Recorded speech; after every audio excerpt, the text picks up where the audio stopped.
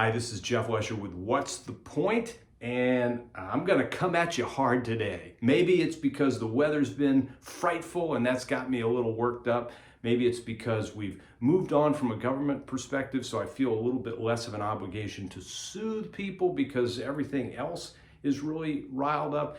Or maybe it's just because I've gotten to the point of not just irritation, but exasperation with what I have to call what they are, stupid leader tricks. And it's not the leader's fault, it's the people who are trying to cater to leaders with lists made up of numbers of nonsensical things, like 3 practical ways a boss can lead by example.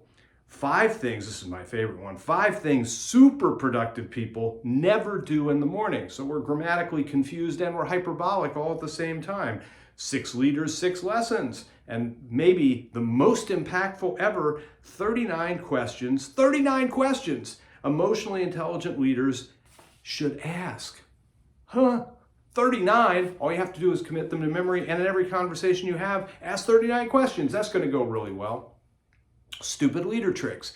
When in fact, you know what is most commonly found to be helpful is the creation of trust, which is not an insignificant thing, doing incredibly difficult things to master and remember to do, like smile, like use affirming language, like, I don't know, share something that you like about the person with whom you're speaking, and ask a question that gets to some sense of understanding what they're working on and why.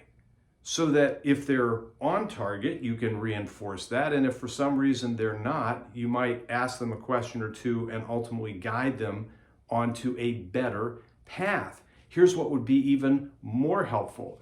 Help me understand how that connects to this outcome that, I've said 5, 6, 8 times is really important to the organization. Or maybe I haven't said it all, or maybe I said it in a way that didn't resonate, or they were not paying attention in the one moment that I shared it previously. And be warm. Again, this idea of, I like you, I'm interested in you. It is based in science. There are complicating or at least complex factors, yes. But if every day you are bombarded by a list with the number of things that you must do from this list, you must do in this order, you must do every time with every person, because that's the positioning that's taken, because that's what they're trying to sell, you are going to be walked down the runway of stupid leader tricks and then wonder, why isn't this working? Because part of what's not working is you are lacking consistency because you're jumping from list to list rather than looking for what's the constant in the list, what really works. And here's the other layer to this. Those are all generic. They are not tailored to your circumstance, your personality, the relationship that you currently have with the workforce overall and with the specific person or group with which you're speaking in the moment, and the things that they say, the 5 most super important things for your leaders, may actually not apply at all, may not apply in the ranking that they provide, and may not apply in terms of the weighting that is critical. There are ways to figure out the recipe for success within your organization. And I've referenced this before, and in case it's gotten by you, because it does bear repeating, read the book Thrive, Thrive, by Andrew Friedman and Paul Elliott. Go to thrive.shiftthework.com and check out the resources available. Go to Inevitable Future of Work and listen to Andrew's podcast interview with us about the book, and understand through that there are very accessible ways. Yeah, they take a little bit of time up front, but not exhaustive.